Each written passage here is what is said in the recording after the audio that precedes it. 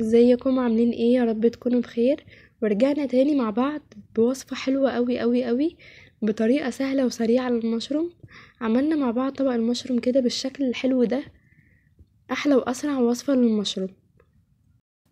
المشروم من الاكلات السهلة في طبخها، ما بتاخدش معايا اي وقت، وكمان هو حلو جدا، مليان فوائد غذائية كتيرة قوي، وكمان فيه بروتين عالي قوي، ينفع كمان بدل اللحمة والفراخ والسمك.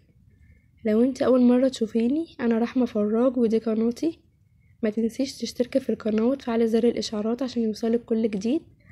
بصوا شكل المشروم بجد حلو جدا جدا، وطعمها حلو جدا، وكانت من جوه كده جوسي كده، عامله بالظبط زي الاسفنج كده وانتي بتاكليها، بينزل منها الصوص الحلو اللي احنا هنعمله مع بعض ده.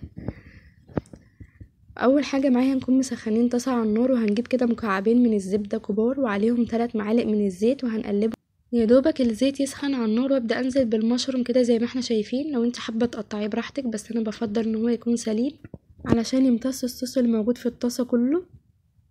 وبعدين هنزل عليها ببصليه كده متقطعه مكعبات صغيره، وفصين من الثوم برضو متقطعين. هنشوحها كده مع بعض زي ما احنا شايفين. البصل كده بدأ يتكرمل وياخد لون حلو، مع المشروم كمان هياخدوا هما الاتنين لون حلو قوي. وهنزل عليهم برشة من الملح، ورشة من الفلفل، ورشة من البابريكا، وهنقلب كده كويس قوي مع بعض لحد لما المشروم ياخد مني اللون الحلو اللي انا عايزاه بالشكل ده. وبعدين هبدأ انزل عليها بربع كوباية كده من المية عشان يعمل معايا صوص حلو قوي. المشروم بقى هنا هيمتص الصوص كله، ويبقى طعمها من جوه جوسي جدا. وهنزل عليها ببقدونس متقطع صغير، يدوبك تقليبة بسيطة كده، وهسيب شوية صوص كده موجودين، وبس كده. كده الطبق بيكون جاهز معايا بالشكل والطعم الحلو اللي احنا شايفينه ده. بجد سريعة قوي وحلوة وسهلة ومفيدة جدا كمان. الوصفة زي ما شفناها مع بعض سريعة وما بتاخدش اي وقت، وحلو زي ما قلتلكم مليان فوائد غذائية كتير. هنا رشيت رشة بسيطة كده من بقدونس، ممكن تزيني الطبق بأي حاجة انت حباها.